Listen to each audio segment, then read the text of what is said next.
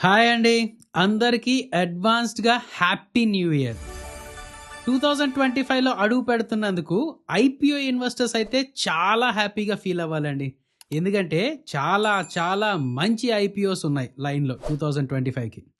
ఆ ఐపీఓస్ అన్నిటికీ అప్లై చేయడానికి మీ దగ్గర డబ్బులు ఉండాలని, ఆ ఐపీఓస్ మీకు అలాట్ అవ్వాలని, మంచి లిస్టింగ్ గెయిన్స్ రావాలి అని, అలాగే లాంగ్ టర్మ్‌కి హోల్డ్ చేసే వాళ్ళకి ఇంకా మంచి మంచి గెయిన్స్ రావాలి అని మనస్ఫూర్తిగా కోరుకుంటున్నానండి. అయితే ప్లీజ్ ఈ ఇన్వెస్ట్‌మెంట్ జర్నీలో మన రూపాయి ఛానెల్ కూడా కొంచెం ప్లేస్ ఇవ్వండి. ప్లీజ్. మంచి ఐపీఓస్ అనాలిసిస్ ఇస్తూ ఉంటాం.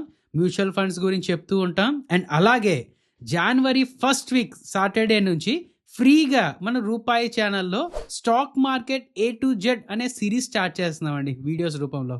ఫర్ ష్యూర్‌గా స్టాక్ మార్కెట్ ఇన్వెస్టర్స్ అండ్ ట్రేడర్స్‌కి పనికొచ్చేలాగే ఉంటుంది ఆ సిరీస్ అయితే. So please subscribe to Rupaayi channel. వీడియోస్కి లైక్ అండ్ కామెంట్ చేస్తూ ఉండండి. తప్పకుండా మీ ఫ్రెండ్స్కి షేర్ చేసి వాళ్ళని కూడా వీడియోస్ చూడమనండి. అవును ఫ్రెండ్స్, లైక్లు షేర్లు చేస్తూ ఉండండి. సో టాపిక్ వద్దాం. 2024కి లాస్ట్ ఐపీఓ రాబోతుంది. అదే ఇండో ఫార్మ్ ఎక్విప్మెంట్ ఐపీఓ. ఈ ఐపీఓలో అప్లై చేయాలా వద్దా, ఎంత లిస్టింగ్ గెయిన్స్ వస్తాయి, అసలు కంపెనీ దేని గురించి మొత్తం చెప్పారా ఫాస్ట్గా. 2024కి లాస్ట్ ఐపీఓనే కాదు, 2025కి ఫస్ట్ ఐపీఓ కూడా అవుతుంది ఇది. సో స్టార్ట్ చేద్దామా అనాలిసిస్.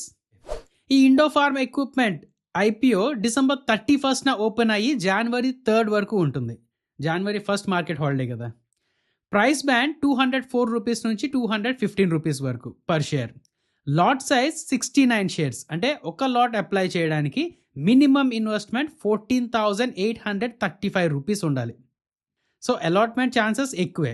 నెక్స్ట్, వీళ్ళు ఈ ఐపీఓ ద్వారా 260.15 క్రోర్స్ రేస్ చేస్తున్నారు. ఇందులో fresh issue 184.9 crores and 75.25 crores OFS promoters cash చేసుకుంటున్నారు అనమాట. మిగతా డీటెయిల్స్ అన్నీ నువ్వు ఇక్కడ స్క్రీన్ మీద చూడొచ్చు. ఇప్పుడు చెప్పు, నీ డౌట్ ఏంటి? ఫస్ట్ కంపెనీని నాకు మన ఫ్రెండ్స్కి పరిచయం చేయి, అప్పుడు మాకేమైనా డౌట్స్ ఉంటే అడుగుతాం. ఎస్, ఈ ఇండో ఫార్మ్ ఎక్విప్మెంట్ అనేది ఒక tractor and crane manufacturing company. అప్పట్లో పొలాలు దున్నడానికి ఇలా మనుషులు చేసేవారు కదా, లేకపోతే దున్నపోతుతో ఇలా దున్నించేవాళ్ళు కదా. బట్ ఇప్పుడు ఏంటంటే మోటరైజ్డ్ ఎక్కువైపోతుంది అనమాట. మాన్యువల్గా చేసే వాళ్ళ సంఖ్య తక్కువ ఉంటుంది, వాళ్ళకి ఓపిక కూడా ఉండట్లేదు. సో ఇప్పుడు ట్రాక్టర్స్ కల్చర్ ఎక్కువ అవుతూ ఉన్నది.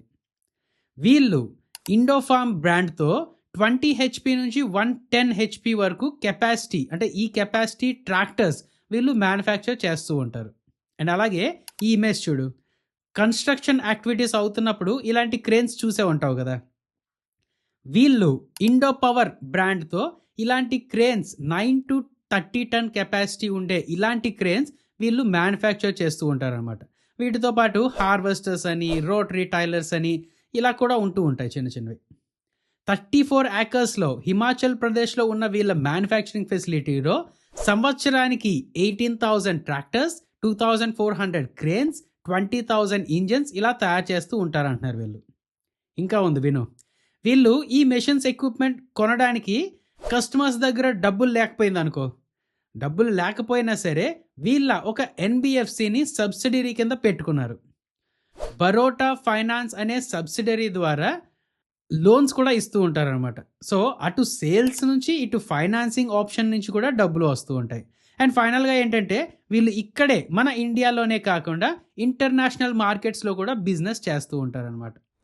అబ్బో, కాకపోతే వీళ్ళు ట్రాక్టర్స్ బిజినెస్లో ఉన్నారు కాబట్టి వీళ్ళ కాంపిటీషన్ కూడా గట్టిగానే ఉంది. అంటే మహీంద్రా అని, జాన్ డేరీ అని, ఎస్కార్ట్స్ అని ఇలా చాలా కాంపిటీషన్ ఉంది. కాకపోతే వీళ్ళకి ఉన్న అడ్వాంటేజ్ ఏంటంటే వీళ్ళ కాంపిటీషన్ ఎవరు కూడా డైవర్సిఫైడ్గా లేరనమాట. కాకపోతే ఈ కంపెనీ ఫుల్ డైవర్సిఫైడ్గా ఉంది. ఏమంటావు, అంతేనా? ఒక విధంగా చెప్పాలంటే నువ్వు అన్నది కరెక్టే. వాళ్ళందరూ ట్రాక్టర్స్ అంటే ట్రాక్టర్స్ సప్లై చేస్తారు. వీళ్ళకి ప్రోడక్ట్ పోర్ట్ఫోలియో ఎక్కువ ఉన్నదనమాట. బట్ ఒకసారి ఈ మెట్రిక్స్ చూడు. ఇది పాత డేటాలే, బట్ కంపారిజన్ కోసం చెప్తున్నాను. టోటల్ ట్రాక్టర్ సేల్ అయిన వాటిలో 41.7% మహేంద్ర అండ్ మహేంద్రవే. అంటే అంత మార్కెట్ షేర్ ఉంది. నువ్వు అన్న ఎస్కాట్స్కి 10.7% మార్కెట్ షేర్ ఉంది. మనం ఇప్పుడు చెప్పుకుంటున్న ఇండోఫార్మ్కి 0.85% మాత్రమే మార్కెట్ షేర్. అఫ్కోర్స్ ఇది పాత డేటా, బట్ ఇప్పటికీ ఇంచుమించు ఇలానే ఉన్నదనమాట. 100 ట్రాక్టర్స్ అమ్ముడుపోతే అందులో ఒక్క ట్రాక్టర్ మాత్రమే ఇండో ఫార్మ్ది ఉంటుంది. సో నీకేం అర్థమైంది ఇక్కడ నుంచి? డైవర్సిఫైడ్ బిజినెస్సే బట్ స్మాల్ సైజ్ బిజినెస్. అవునా? అవును, వీళ్ళు క్రెయిన్ బిజినెస్లో కూడా ఉన్నారన్నావు కదా, మరి అటు ఎలాగుంది బిజినెస్? బాగానే అడిగావురా. ఈ ఇమేజ్ చూడు. 2024లో ఇండియన్ కంపెనీస్ మార్కెట్ షేర్ ఇది. క్రేన్స్ లీడర్ అయిన ఏసీఈ, యాక్షన్ కన్స్ట్రక్షన్ ఎక్విప్మెంట్ అని ఉంటుంది కదా, అది సమ్ 9,000 క్రేన్స్ అలా అమ్మితే వీళ్ళు సమ్ 3,300 క్రేన్స్ అలా అమ్మారనమాట. ఎస్కాట్స్ వాళ్ళు అయితే 5,000 క్రేన్స్ అలాగా అమ్మారు. సో క్రేన్ సెగ్మెంట్లో ఓకే, మరీ అంత చిన్నది కాదులే, బట్ స్మాల్ సైజ్ బిజినెస్ ఏరా. నువ్వు అర్థం చేసుకోవాల్సింది మాత్రం అదే. ఓవరాల్గా చూసుకుంటే స్మాల్ సైజ్ బిజినెస్ ఇది. ఓకే, అంటే ఇది నెగిటివ్ అంటావా? అంటే ఫర్ ఎగ్జాంపుల్ చూడు, ఇప్పుడు చిన్న చిన్న కంపెనీస్ ఉంటాయి కదా, అవి ఒకవేళ ఫ్యూచర్లో బాగా గ్రో అయ్యాయి అనుకో, కంపెనీతో పాటు షేర్ ప్రైస్ కూడా ఫాస్ట్ గ్రో అవుతుంటుంది. సో మనకు కూడా బాగా ప్రాఫిట్స్ వస్తాయి కదా ఇన్వెస్ట్ చేస్తే. సో ఒక రకంగా ఇది పాజిటివ్ కదా. అబ్బా, ఏం పట్టావురా పాయింట్. నువ్వు అన్నది నిజమే. అయితే అంత బ్రాండ్ పవర్ ఉండాలి అండ్ స్కేలబిలిటీ ఉండాలి కదా. ఇప్పుడు వీళ్ళ మ్యానుఫ్యాక్చరింగ్ కెపాసిటీ అన్ని టైమ్స్ ఎక్స్పాండ్ చేయగలరా లేదా? పోనీ చేసేసారా అనుకోరా, చేసినా సరే సప్లై చేస్తే సరిపోదు కదా, అంత సేల్స్ కూడా అవ్వాలి కదా. అర్థమైందా లేదా? బట్ ఓకే, నువ్వు మంచి పాయింటే పట్టావు. అయితే ఒకసారి వీళ్ళ మార్జిన్స్ చూద్దాం.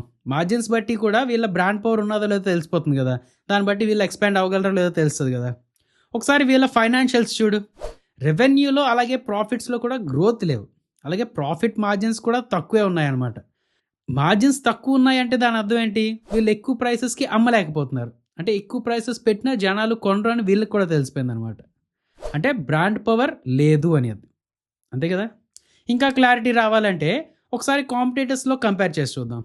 ట్రాక్టర్స్లా చూస్తే వీళ్ళ నెట్ ప్రాఫిట్ మార్జిన్ 3%, కాంపిటేటర్స్వి సమ్ 11%, 17% అలా ఉంది. పోనీ ఫైనల్ ప్రాఫిట్స్లా కాకుండా, అంటే అందులో డెట్స్ అవన్నీ ఉంటాయి కాబట్టి నెట్ ప్రాఫిట్ మార్జిన్లో ఎబిట్టా మార్జిన్ అని, గ్రాస్ మార్జిన్ అని ఇవి కూడా చూసినా సరే వాటి మీద కొంచెం తక్కువే ఉన్నాయి ఇది కూడా.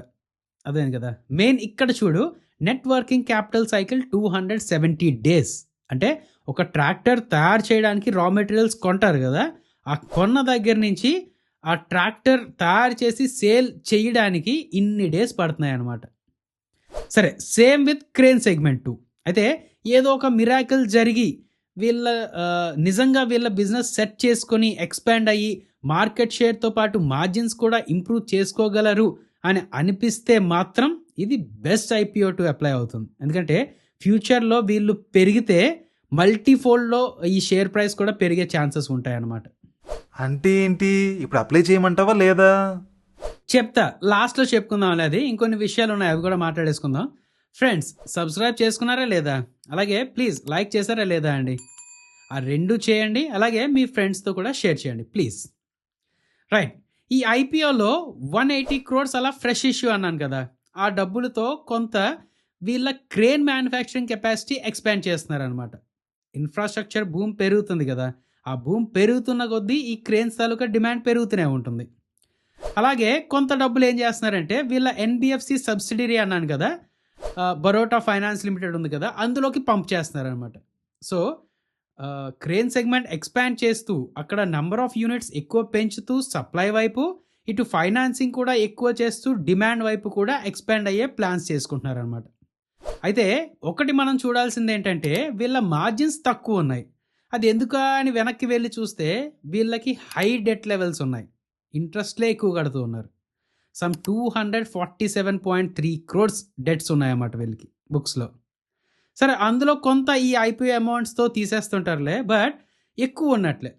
పైగా వీళ్ళు ఎక్కువగా రా మెటీరియల్ ప్రైసెస్కి, రెగ్యులేషన్స్కి ఎక్స్పోజ్ అవుతూ ఉంటారు. స్టీల్ మీద ఇంపోర్ట్ డ్యూటీస్ పెంచితే స్టీల్ ప్రైసెస్ పెరుగుతుంటాయి కదా, అప్పుడు వీళ్ళ రా మెటీరియల్స్ కాస్ట్ కూడా పెరుగుతూ ఉంటాయి. అప్పుడు ఇంకా మార్జిన్స్ పడిపోతూ ఉంటాయి. ఓకే, నువ్వు చెప్పింది అర్థమైంది. కాకపోతే నువ్వు మొగమాట పడుతున్నావు అనుకోండి, నాకు అర్థమైంది. సో ఇవన్నీ కాదు, కానీ నేను మన వ్యూవర్స్ అర్థం చేసుకుంటాం. స్ట్రైట్గా చెప్పారా, అప్లై చెయ్యాలా వద్దా? ఓకే, కన్క్లూజన్ రా. నేనైతే ఈ ఐపీఓకి అవాయిడ్ అనే అంటాను. ఎందుకంటే రీజన్స్ చూడు. ఒకటి, హై కాంపిటీషన్. మిగతా కాంపిటీటర్స్ ఏంటంటే ప్రెసిషన్ ఫార్మింగ్ అని, ఈవీ థీమ్ అని, ఇలా అడ్వాన్స్ టెక్నాలజీస్ అడాప్ట్ చేసుకుంటూ వెళ్ళిపోతున్నారు అనమాట. వీళ్ళకి ఆ ప్లానే లేదు. 2, ఇంత కాంపిటీషన్ తట్టుకోవాలి అంటే లీడర్‌షిప్ పొజిషన్‌లో ఉండాలి. అది వీళ్ళకి లేదు. అట్‌లీస్ట్ టాప్ 3 ఆర్ 5లో కూడా లేరు వీరు. 3, డెట్స్ ఎక్కువున్నాయిరా. సో, ప్రెషర్ ఎక్కువుంటుంది. ఎకనామిక్ డౌన్ ట్రెండ్స్‌లో అయితే ఇంకా ఎక్కువ ప్రెషర్ ఉంటుంది వీళ్ళకి. 4, వీళ్ళు అవ్వడానికి ఇంటర్నేషనల్ మార్కెట్స్‌లో ఉన్నా సరే 70% ఆఫ్ ద మార్కెట్ షేర్ ఇండియాలోనే ఉన్నదనమాట. సో, జియోగ్రఫికల్ కాన్సంట్రేషన్ రిస్క్ కూడా ఉన్నది. పైగా సిక్లికల్ సెక్టర్ కూడా. రెవెన్యూస్ ఆర్ ప్రాఫిట్స్ గ్రోత్ కూడా పెద్దగా లేదు. అయితే ఎవరికైతే ఈ బిజినెస్ బాగా తెలుసో, ఇండోఫార్మ్ గురించి బాగా తెలుసో, వీళ్ళ స్ట్రాటజీస్ మీద నమ్మకం ఉన్నదో వాళ్ళు మాత్రం రిస్క్ కన్సిడర్ చేసుకొని అప్లై చేసుకోవచ్చు. ఎందుకంటే వాళ్ళ ఇంటర్నల్ ఇన్ఫర్మేషన్ కరెక్ట్ అయ్యి నిజంగా వీళ్ళ మార్కెట్ షేర్ అండ్ మార్జిన్స్ పెంచుకుంటే మాత్రం మల్టీఫోల్డ్ రిటర్న్స్ ఇచ్చే ఛాన్సెస్ ఉన్నాయి. But as said company taluka internal information పూర్తిగా తెలిసిన వాళ్ళకే ఆ కన్విక్షన్ సాధ్యం అనమాట. సో మళ్ళీ చెప్తున్నాను, ఇంటర్నల్ ఇన్ఫర్మేషన్ ఆర్ ఎల్స్ ఇంటర్నల్గా కాన్ఫిడెన్స్ ఉంటే తప్ప ఐ సిన్సియర్లీ సజెస్ట్ అవాయిడ్. అయితే ఇంకొకటి ఏంటంటే లాస్ట్ డేట్ అదే 3rd Jan ఒకసారి జిఎంపీ చూద్దాం. 30% కన్నా ఎక్కువ ఉంది అంటే లిస్టింగ్ గెయిన్స్ కోసం అప్లై చేసుకోవచ్చు, లేకపోతే అది కూడా లేదు. ఇది నా ఒపీనియన్.